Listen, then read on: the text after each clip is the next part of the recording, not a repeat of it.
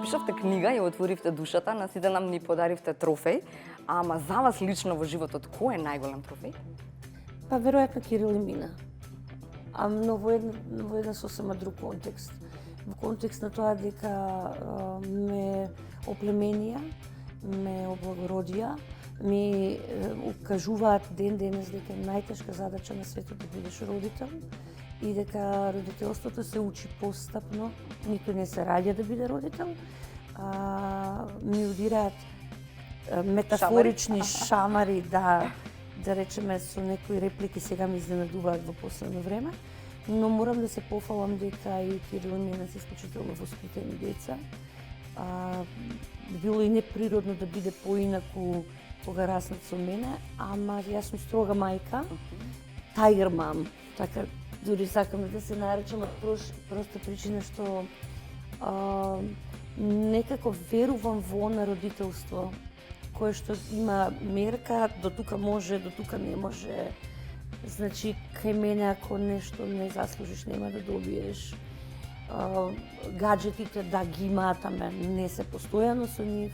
Сакам повеќе да читаат, што верувам дека затоа што па имам и беби шоу, па гледам и деца колку не читаат, колку се асоцијални, колку немаат социјална интелигенција, колку немаат став кон своето образование.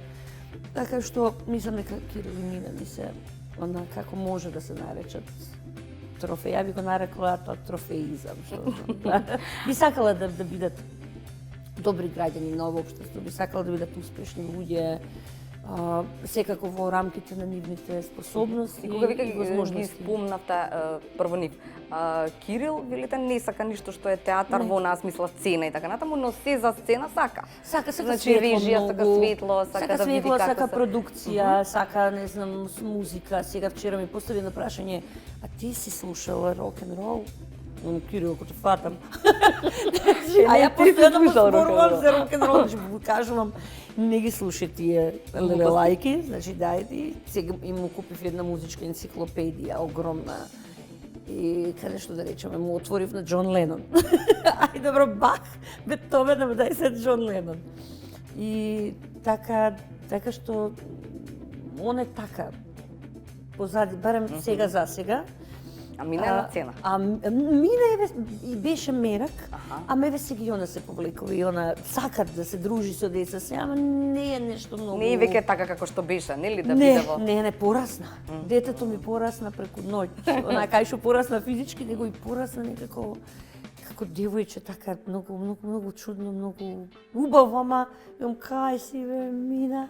И сега наречеме, вика мамче. Ја не кажи ми уште еднаш мамче. Ај, не мога да Сладка е. Значи сега веќе не личи толку многу на вас како што личеше до пред некоја година. Не, она има во однос на... Не зборам за дел од сцена. Да. На сцена или најсмешно беше последниот пат кога гостувавме во Штип пред Нова година и Марија Новак беше болна и Маги Ризо вика, окей, сега ти ќе бидеш Джандаров на сцени, тој беше доживување, а се случуваше изведбата на министерка токму на нејзиниот роден ден на 11 ноември и тој беше подарок.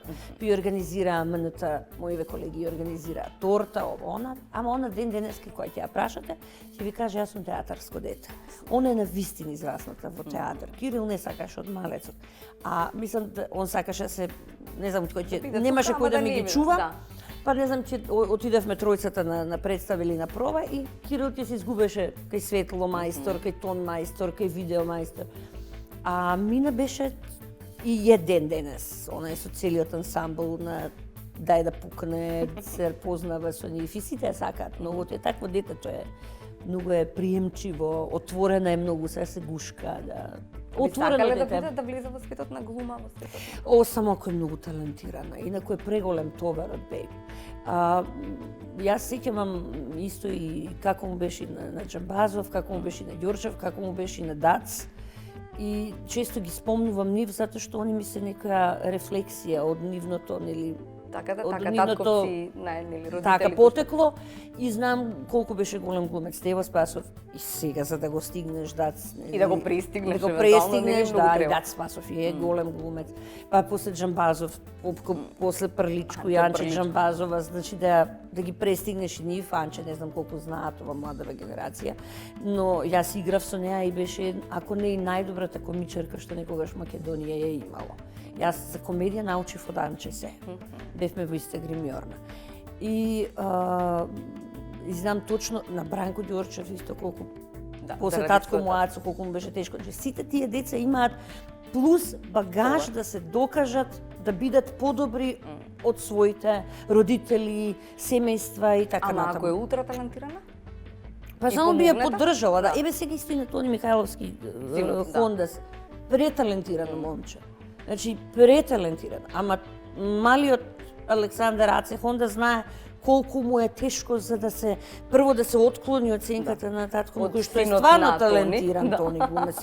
Тони е, да не се зезаме, еден од најдобрите глумци исто. И да се отклони од тоа име и презиме да биде свој на свое.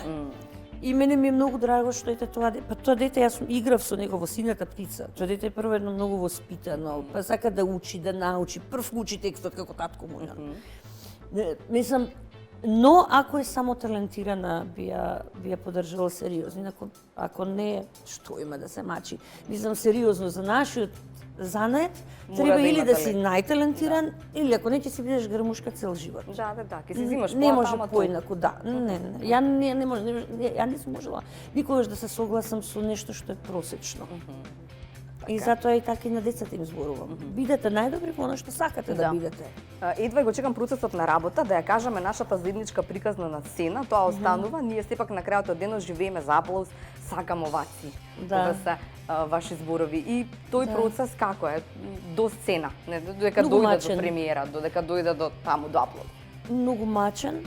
Последниот процес што го имавме со Игор за време на брачна игра, тоа беше неговиот голем камбек. За представата, а јас сакав да го вратам по било која цена и сега е, нели, и вработен и се. Сакав да го вратам просто затоа што тврдам дека не смееше да седи дома затворен, свирки, книги, сето окей, ама тој припаѓа во театарот. И намерно го одбравме овој текст, наречен брачна игра, од и двајцата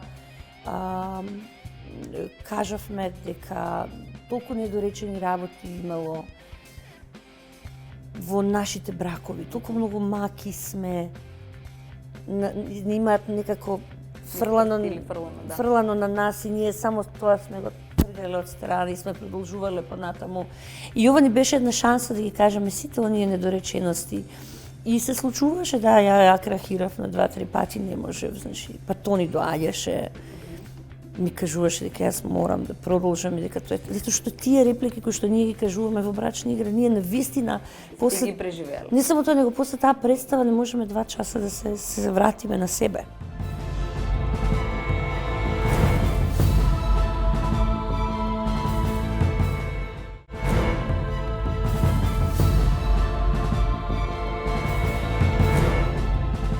Здраво. Нешто рано си се вратил? Те напуштам. Како тоа мисли? Оти тоа е еден екзорцизам до болка, до една жестина, до крв, до... И што правите потоа? 2 часа? Па јас, да речеме, не се гледаме. Само ќе се чуеме, окей, добро идеш дома. Јас останувам во гардероба многу често. Се исплакуваш? Да, и после тоа се туширам, нешто правам, си ги редам шминките како да ми се нешто најскапоцена, нема врска, просто како пазл некој да си го се донесеш пак до некоја нормална ситуација. Ги местам алиштата, иако имам гардеробер, нешто од страна. И секогаш после представа знам да седнам на столчето и да поседам едно 20 минути, да погледнам во часовник и да видам дека 20 минути не сум била тука, не сум била присутна. И тоа е еден вид онака релив. Ама еве сега кога бевме исто последниот пат во Штип, игравме на минусна температура во Дом на култура и не возеше шофер назад, напред седеше продуцентката наша. И јас знам дека Игор зборуваше за да се стопли, нели, од што бевме во шок, во какво ладно игравме. А јас се сеќам само дека се изгубив. Едно 15 минути сигурно ме немаше, не знам, потонав. појма немам. Што од ладно, што од... Затоа што онака ни течеа солзи, како што ни течат солзи на представа, ти се замрзнува ликот. А како реагира публиката? Многу убаво. Седеа во облечени, ама седеа до крај и тоа беше... А потоа има некое прашање од нив, има нешто да Па, дојдат да... они секојаш сакаат и во Македонија, Боже што зборам, и во Скопје кога играме секојаш или чека публика или доаѓаат позади сцена, упорни се, сакаат да дојдат, да не поздрават, да... Ние им имаме кажано, особено за други представи кога играме не е проблем, ама сме им кажали да запослува представа. Оставете. Оставете, да. Оти на вистина ние сакаме се и да се дружиме, и да се сликаме и да направиме моето уста не можеме да отвориме после сигурно. Има такви моменти. Како не? Значи не можеме. Или само ти кажеме чао си. Ќе се чуеме, велам на телефон, отидов, окей. И толку, мислам. А пред представа сме секогаш 2 часа, па повторуваме текст, да правиме муабет на секој што е сменјал, она. И после представа сме како пола луѓе. Како издижани. Да. Една ваша новогодишна порака ја најдовели вака: со многу љубов и пари ќе имаме и здравје и благосостојба. И мислам дека се она што не замурува треба да го ставиме на страна, зашто животот е исклучително краток, за да може да се бавиме со будалаштини. Да, веројатно јас сум една од ретките која што покрај папата и некои фини и паметни жени мислат дека љубовта се ќе залечи, да. Наспроти разумните и амбициозни мажи. Ќе добиете до благосостојба. Да, наспроти разумните и амбициозни мажи кои што велат дека да, се тоа може, ама пусти со пари. Значи, јас сум веројатно една од ретките која што мисли дека само со љубов и со здравје може да се оправи се, но со верба во себе. Тоа е флоскулно вака кога ќе го слушнете, нели, кога ќе го кажете како флоскула звучи. Така е, ама дали можеш? Но во суштина кога ќе почнеш да го практикуваш тоа, оти јас сум знаела да бидам и на врвот, сум знаела и да ја загребам калта. Така да кога ќе бидеш и на едната и на другата страна, точно знаеш како да се однесуваш и кога имаш многу и кога немаш ништо. И кога се ќе изгубиш. А како да не се бавиме со будалаштини или да Веројатно со игнорирање. Така? Една од работите кои што многу често ги разговараме со Џамбазов е дека на тие будалаштини и на вистина тоа е практикување, само игнорирање. Аха, добро, игнорирам, не постои, се одделувам од тоа, не ми е важно. Океј, до оваа граница ми е важно. Од таму натака не ми е важно. Јас често знам да кажам, па не ми ја плаќаат струјата дома за толку да се грижам кој што како и ќе каже. Значи јас имам своја една мисија, а тоа е да изработам, јас да не се зезам, 75 улоги сум направила, имам 46 години. Некои се пензионираат со 30. Значи, јас работам од 14 години и јас треба да објаснувам некому нешто зошто и како сум направила или не знам кога сега станува бојното поле се префрла на социјалните мрежи. Па таму треба да се докажува. Кога 90% се најаки позади тастатура, нема никаков смисол. Дојдете ваму, ќе ги измериме ние нашите сили на сцена, на пишан збор, еве вака, не е проблем. Ама јас сум изморена многу од празни муабети, особено по тие социјални мрежи кои што никако не застануваат, кои што само девалвираат, кои што сите релативизираат, кои што секој има право за секој нешто да каже нешто. Сите знаат се. Сите знаат се, се. сите сме експерти за ракомет, сите сме експерти за филм, сите сме експерти за телевизија, за театар, за книги. Па тоа е чудо едно да колку влегуваме ние во сечи живот исто Па така. тоа ние чудо колку ние како нација сме експерти, јас не знаев. Се знаем. Многу сме сладки. Се знаеме, па ние знаеме и како да се игра, и како да се брани ракомет, и како, не знам, сега последно, месечари биле голманиве на ракометната репрезентација. Океј, добро. И знаете како јас била моди, направи ти нешто. Ај правиме муабет. До тогаш, ќути си. Па добро, не е проблем да го кажеш своето да. мислење. Нели сега они сите се прават, ама и ние сите ме право на свое мислење. Да, имате, но нека биде издржано вашето мислење. И нема никаков проблем да има. Мислам дека заедно со токму со Игор Џамбазов сте двајцата кои што најмногу сте им го дале животот на тацна. Така е. На сите нама, ако сакаме. И најзборуваните и најозборуваните. Да. Може би Игор води малку повеќе од мислам дека ја води играта, но како да е, кога во животот ама баш сте биле повредени? Па, веројатно, емотивно најповредена бев кога се разведував, затоа што не очекував дека тоа не може да ми се случи, дека, нели? После сватив дека може секому да се случи. Повредена бев од проста причина што не ми беше кажано. Не беше тоа со најава. Не беше седнато да се разговара. Да бидете спремни, да се спремам, да се подготвам. Да седнеме, да разговараме, да како луѓе, нели? Сето тоа беше на најлош можен начин изведено. А до тогаш било се разговарано за тоа, па дури сме разговарале јас и тој за како луѓето, нели, не разговараат, како па... И одеднаш сваќаш дека лицемерието ти било присутно дома. Лицемерноста ти што се шетала во дневна соба, во спална соба, во детска соба. И таа хипокризија ме повреди најмногу. Не ме повреди ништо друго. Оти, мојата искреност, кога ќе се судариш со некоја лицемерност која што ти си мислел дека не може да се случи понатаму, кажеш, вау, значи си имал туѓинец по дома, странец, кој што просто не сакал да ти каже нешто што требало да ти каже. Оти луѓето, ние се разбираме со зборови. Да, и со очи, секако, и со емоција, со допир, се разбираме. Ако не го кажеш тоа, гласно и јасно, и ако не седнеш да кажеш чекај се мало се, до кај сме, што сме, што ништо не правиме. Знам, тогаш бев онака најповреден, имав и во книгата јас пишувам дека имав и здравствени проблеми после тоа. Но постигнале велите по една? Два пати, да. Два пати имав, го направив тоа што и во книгата пишувам, веројатно ќе помислите дека сум будала и дека тоа, но тоа не е ни слабост. Тоа е затварање на рулетната и викаш, окей, до овде не можам повеќе. Значи просто не можеш да го не сакаш повеќе да гледаш ни светлината.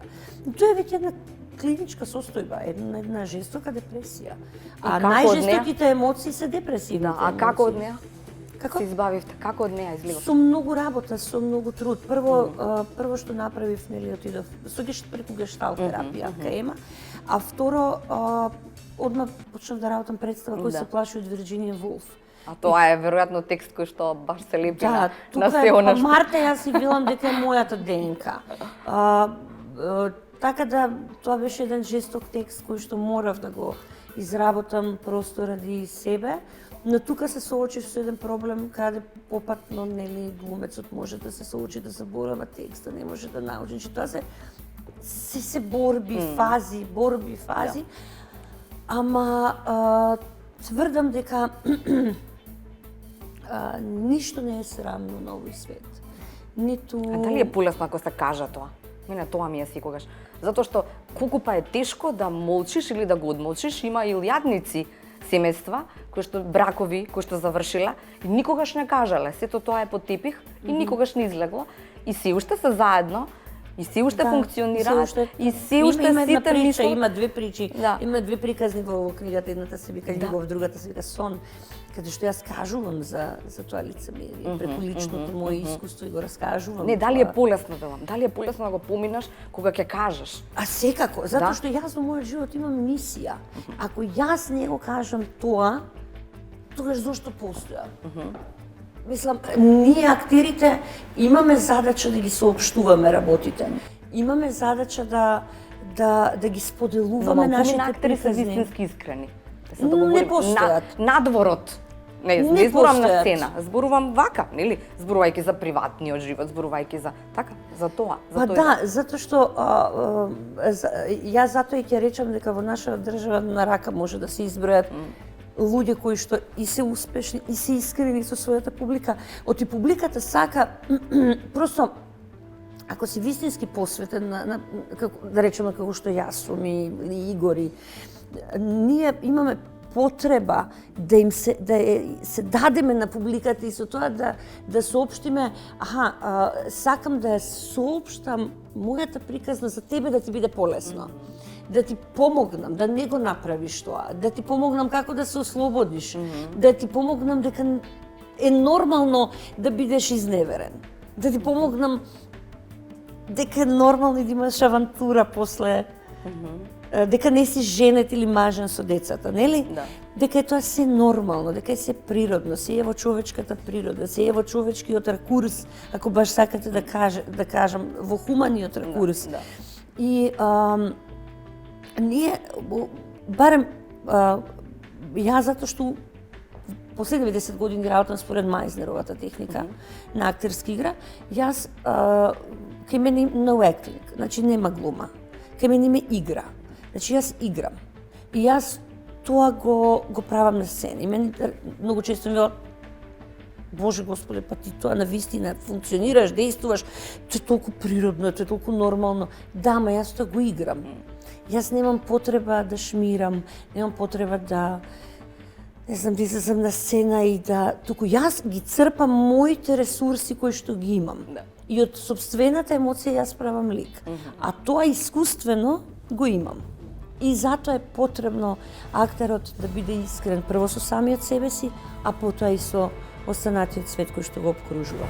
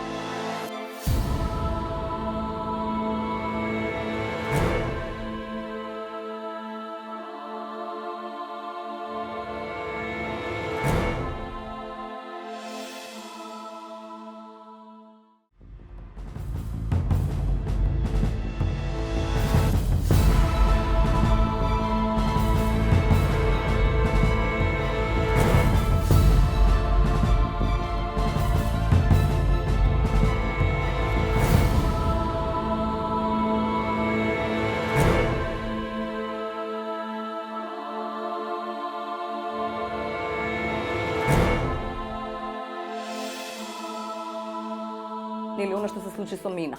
И тогаш кога го напишавте тоа, она што го напишавте нели на социјалните мрежи, како излезе тоа, некој од мајките, тетките, бабите и така натаму, на прва рече: "Ау, ова е шамар, не можеш да го сожвакаш." Прво ти е, леле, толку ли треба популарност на женава што го кажува тоа, нели? Но од втората, кога ќе сватиш дека всушност е тоа кажано заради тоа што на моето кажано се налепуваат уште 50-тина кои што го имаат, мајки кои што го имаат истиот проблем, тогаш велиш: "Ау, свака час, секоја чест, нели, таа има, знаете како, таа има доблест да го каже тоа што можеби некој нема." Се најжив. Кога не ги читав тие коментари, а слушнав дека имало нели заради популарност, чувај Божи да брани. Значи тоа кога се случи со Мина, тоа беше во кругот, она беше на викенд кај татко и. И тоа беше во кругот на Капиште. За кругот на Капиште си имате 10 новинари најмалку. Јас во 12 сат веќе имаше преку црна хроника на МВР, а ние немавме спиено 24 сата со минути, ги поминавме сите процедури. До 12 беше објавено на 1 до 2 портали ќерката на Весна Петрушевска. За да не ми сомелат порталите и да не бидам предмет на назнака, а од друга страна, затоа што знам точно дека педофилите се во куќен притвор и дека секогаш се извлекуваат на овој или на овој начин, а веќе во 14 часот ми се јави самиот силувач да ми каже дека тоа не знал дека тоа моја ќерка и тој прочитал на порталите.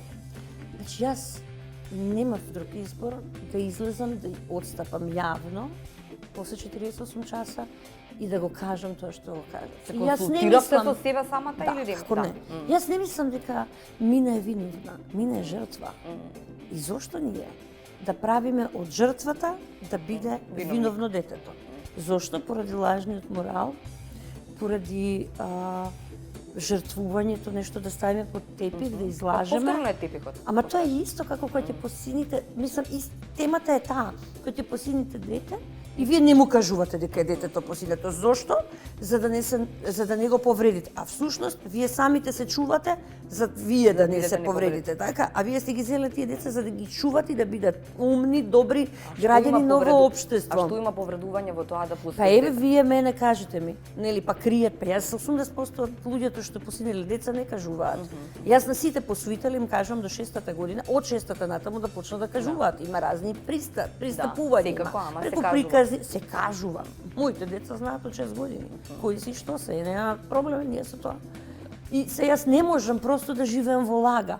Да, може некој ќе ми каже ова или она, ама кога ќе го поминеш целиот тој процес со своето дете, што се случило, тогаш ти удира шамар ова цело општество. Тогаш се прашуваш докаде може да издржам, докаде јас докаде може да издржат моите деца, докаде животот може да си игра. Докаде, знаеш, па јас сум христијанин и јас мене е огромен дел од процесот воопшто во животот ми мојата религија, моето верување ме научи како да простувам. Тоа е најтешкиот процес. Да умеете да простувате. И просто мене ме водеше таа водилка дека јас морам да простам, да не се налутам во тој момент. Но на што ми беше мене друга алатка е да истерам правдата до крај. Да. Има ли уште решени случаи освен случајот на Мина по тоа кажување? Знаете како ми кажа, а после тоа гледате, ако се сеќавате, излего неколку излего неколку мајки со свој приказ. Не само тоа, јас имав стотина пораки како тие биле жртва на педофили, како никогаш не кажале на своите родители, како ден денеска тоа име траума. Значи тоа е нешто на кое се ради. Јас не знам колку пораки. Тоа беше страшно што све јас добива во инбокс. Мислам каде дека многу би потрошила време да ги кријам работите и мислам дека тоа многу би ме оптеретило.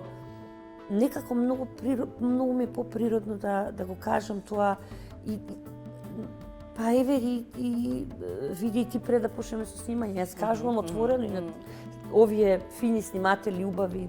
Знаеш, многу е пострашно ако премолчиш и ако не го кажеш. Значи, јас сакам да ти кажам тоа што мислам. Да. И не сакам, и свати ме како сакаш.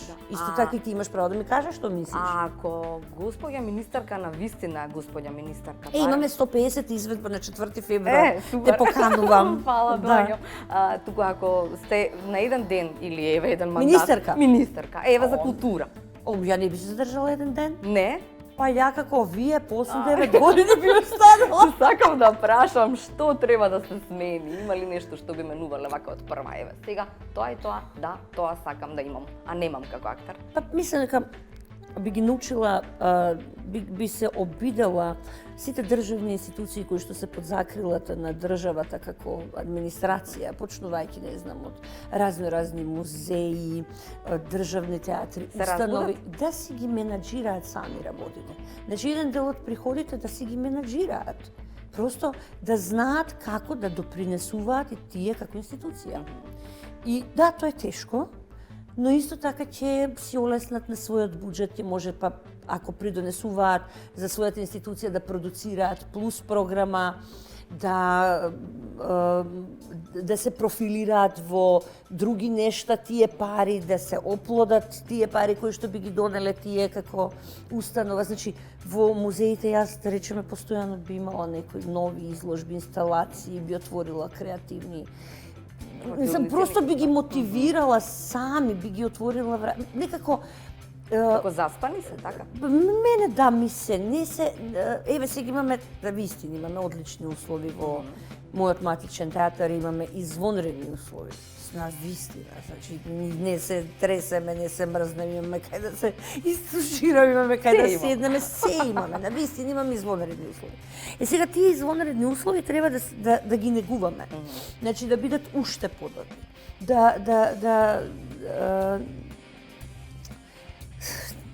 Не знам, им била скапа, не знам, сега скоро читав, им била скапа картата 150 денари или 200 или 250 денари. За театар? Да.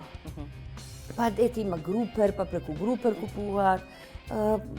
не знам што да кажам, затоа што сум голем хуманитарец, ја и сум давала и гратиси, не можам да кажам не некој која сака да дојде во театара, не може, нема услови. Еве сега има слободен влез за средношколци, ден има слободен влез за студенти, не знам, пола цена, нешто така. Значи, може да дојде секој во театар ако сака, не е тоа некоја каста посебна која што треба да биде привилегирана, но веројатно да би сменила ето така, би ги мотивирала поинаку да мене и многу повеќе би мотивирала млади креативци да работат.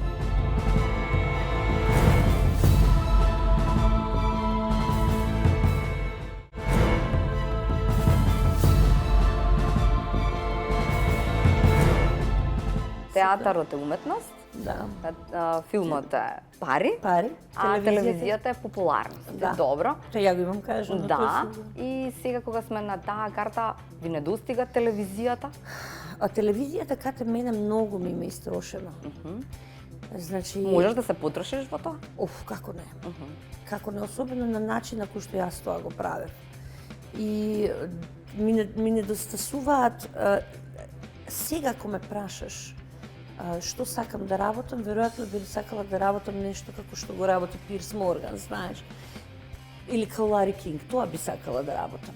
Едно чисто интервју, ама шоу бизнес или било кој друг да ми дојде, ама сосема од мој ракурс да протресам и лево и десно. Тоа ми недостига. Ми недостига зрелоста која што сега ја имам, дека е продуктивна да може да функционира на телевизијата и мене па ми се отвараат на еден сосема поинаков начин. Во мене има доверба и може да се отворат и да им дадеш еден сосема сериозен аспект. Значи, да, ми недостасува телевизијата. Мислам дека оној коментар да нема телевизија, има телевизија, како нема телевизија. Вие сте телевизија која што продуцира програма 24 часа, така? Значи има телевизија, како нема телевизија. И не сме да нема телевизија. Мислам, пред една недела читав за еден трансфер од Fox News на NBC News, Кейти, она плавата убавата, $20 милиони доби за трансфер. Значи функционира телевизијата. Не е тоа само кај нас може да не функционира телевизијата, ама зошто не функционира? Затоа што други одредени собственици на телевизија им се друго е. Не, им повеќе им одговара да имаат 15 часа купена програма и надсинхронизирана отколку да продуцираат програма. Како не? Еве вие го работите. Вие работите емисија 15 години. Но јас ви гарантирам дека вие ако отидете нешто друго да работите, ќе бидете несреќни. Ова е магија, исто како театарот. Камерата е магија. И тоа е болест. И навистина мене таа болест, тој вирус ми недостасува во последно време многу од проста причина што телевизијата е моćна алатка. И ти можеш сега, може би на почетокот било интересно, леле, популарен, ова, не. Сега сакаш да го соопштиш своето мислење. Сега сакаш да го прошириш своето влијание. Од моите години се више момент на влијание, на зрелост. Тоа така треба да се продуцира и да се искористи. И јас немам проблем да се појавуваат нови лица. Но тие нови лица треба да се едуцираат. Имате вие лица кои што се појават на телевизија, не знаат да зборуваат. Еве вчера слушав, го барале во емисија каде Драган Карамфиловски бојс. Мислам, тоа се некои работи, недостасува уредништво, недостасува општа наобразба, па значи недостасува некој кој што ги проверува тие материјали. Така да многу Добро, имаше некој што бараш Сашка Петковска да се излезе на сложувам, да, и тоа беше, да, исто имаше и тоа. Значи, така, таа некрофилија, гледате, популарна е. Да. Имаше ред работи кои што имаат врска, веројатно, со социјалните медиуми и со неучилишта, ама не е важно со тоа. Но да, кога ќе ме прашувате дали ми недостасува, да ми недостасува многу и но за моментот на влијание и од проста причина што не одлучив да не барам повеќе јас и да туку оној момент кога ќе се одлучи наредат куцките? Да, и да ме повикаат, тогаш окей, може да седнеме да разговараме. Јас го достигнав тоа ниво кај што може да разговараме за нешто што е наречено телевизиски проект. Пријатели. Тоа е она што зашто почнав преска, нели, Да, да, Маја, кога ви рече, тогаш е моментот кога навистина гледаш, луѓе, па јас имам само тројца. Или петорица. 5 мина кои што може да ми помогне. Јас се дружам мислам, јас успеав да си ги задржам тие неколку луѓе и сами просто се задржаа. Тој е таа Каролина, тој е таа Тамара, Тијана, Елена, Перо, од Амстердам, Петар Мил, Вики, Игор, Тони. Тоа се тие луѓе кои што мене ми се секоја. Тоа е тој круг. И јас многу се радувам кога со моите кои со и морам секако да ја спомнам Елена Лука, која што Пандева, која што навистина многу ми помогна во тој посттравматичен период. Ама навистина ми помогна, значи ми подаде рака и ми рече, окей, ај се дојди малце да се позабавиш со нешто што е наречено Fashion LMK, извонреден моден портал, ама навистина без лажна скромност. Тоа е единствен портал кој што немате шлајф на политичка. Нема сензационализам, нема таблоидност. Жената била паметна, па пред 3,5 години го покренала, визионерски рекла, окей, нема портал за мода во Македонија, јас ќе бидам таа која што ќе отворам портал. И навистина Fashion LMK станува многу релевантен фактор во однос на медиумскиот портален бизнес. И тоа мене ми е многу драго. А со непријателите? Пријателите, јас многу се радувам на тие средби кога ние ќе излеземе. Со пријателите? Да. Добре, ја пошто спомнав непријатели, билам готова со непријателите. Непријатели, ги заборавив. Заборавив дека и постојат, дека и може да постојат, дека хипотетички постојат, дека и не може некој. И тоа е многу природно да не те сакаат. Многу е природно да не може да те поднесат, да речеме. Ама не може да не те почитуваат. Не може она што јас сум го работам 25 години, да не ти го почитуваат, да не ја почитуваат работата. Така. Или може да речат не требаше ова, не требаше тоа, ама добра на цена тоа, никој не може да го зема. Не може да ми го земе талентот. Тоа е нешто што не може никогаш да ми го земат. Да. Тоа е нешто што не може да ми го украде никој. Да, имам уште 2-3 прашања до крајот. Едното е вака некако, ќе пораснат Мина и Кирил. Добро. Ќе имаат тие свој живот и што и да одберат ќе биде нивна одлука. Вие само ќе ги поддржите. Реков, веројатно никој не сака да остане сам до крајот на животот. Веројатно. Да. Каква ќе биде вашата одлука? Сега зборувате со нив? Сакате да не бидете сама? Или никогаш нема да бидам сама, нели сега знаат да кажат луѓето. Тука се пријателите, тука се сите. Да, моите другарки кои што ги спомнав пред малку, они многу навиваат да не бидам сама. Они многу сакаат да најдам некој и пустили вирба дека нема да ми се случи повторно тоа што ми се случи прв пат. Не, тоа нека се случи. Него ја да најдам некој. Не, него да најдам. Јас работата е да имам фаза. Сега сум нека многу бава фаза каде што така некои чудни чувства ми се појавуваат и како почнувам да отварам. Тоа постои некој. Да, некој така да се отварам, да. Емоцијата е нешто што може, само љубовта може да те направи среќен. И кога си влюбен, никој ништо не ти може. И јас тоа го тврдам. Кога си влюбен си поубав. Кога си влюбен повеќе се смееш. Кога си влюбен си подобар со луѓето.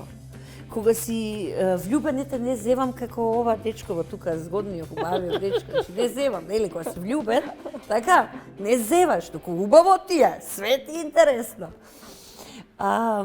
Се шегувам. Се е поубаво кога има љубов.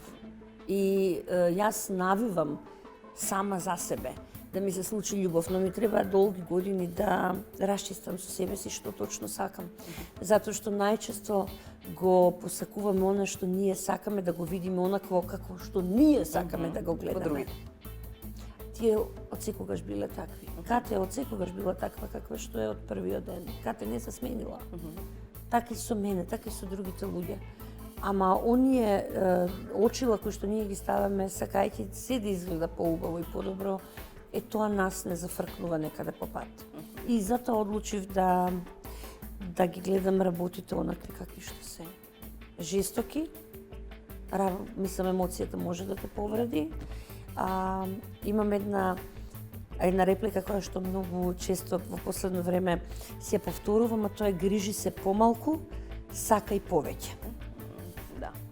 Добро, може би после ова не треба уште некоја прашање, ама јас само едно. Сте рекле, немам приватност, не можам да излезам во кафана и не можам да се опуштам и не можам да се гушнам со другари, зашто ќе морам после да објаснувам дека навистина ми се другари, а не нешто друго. Не паметам кога последен пат добро сум се забавувала, бидејќи знам дека околу мене има луѓе кои што нели гледаат и коментираат, така. Така да од тој аспект не сум многу ослободена и се во име на една кауза, а тоа се тие со кои што и почна овој разговор, Кирил и Мина. Да, не можам да речеме да откачам многу кога ќе излезам надвор, не можам да сум јас каква што сум дома? Апсолутно. Мислам, еве во клуб или каде било, еве сега излеговме пред недела со другаркиве и сега отидовме во еден клуб и кога чекаш тоалет да одиш, затоа што и таму се објаснуваш, и таму се сликаш, и таму те тегнат, и таму сакаат муабет да ти направат. И не знам кога стоиш на некој шанк или на некоја маса, па ти доаѓаат луѓе, па ти прават муабет у 2 сат ноќе, дуф. Ти прават сериозни муабети, не можеш. Не можеш, не по друга страна. А баш што те гледаат и ќе пишат. Да, и најчесто сум си прилично смирена, стојам на страна. Со секого сум многу љубезна, не сум не ја прекорачувам границата да бидам безобразна, да кажам тргни се или не. Дрска и така натаму. Прилично сум пристојна, воспитана, одмерена, љубезна, оти сите сме луѓе на крајот на денот. Да. Ама не се сеќам на вистина, освен кога сме вака приватно собрани под дома, па да. Тогаш можам да откачам скроз да бидам јас. Или ако е празна кафаната, ние сме дојдени порано, тогаш може да се зафркаваме со другарчињата. Да. Добро, ви благодарам за овој искрен муабет и за крај само која е улогата за која што се сонува или нема таква после 70 улоги? Па сега зборувавме со Чембазов, треба да он сега игра еден друг проект, исто една мала сцена, треба да направи една представа као голем на голема сцена за вработувањето. И ми спомна нешто лет над кукавичкото гнездо, дека ќе се прави, тоа е, може сестрата треба да ја одигра. Таа лошата. Сестрата најлошата на свет. Да. А Джек ќе биде тој? Да. Вау. Да, мислам дека тоа му е идејата и планот, да. А нема, ја кога бев мала, знаев дека нема да ги одиграм Јулија, Дездемона и Офелија, така да некако не бев сестра можам. Не бев предодредена да сонувам за тие, се нешто друго ми се случуваше, но некако секоја следна улога што ќе ми дојде се обидувам да биде се подобра и подобра. Таков предизвик и задача си задавам. А со ништата секако дека се во текот на креацијата на ликот. Тие постојат. Ако не сонуваме, тогаш сме мртви.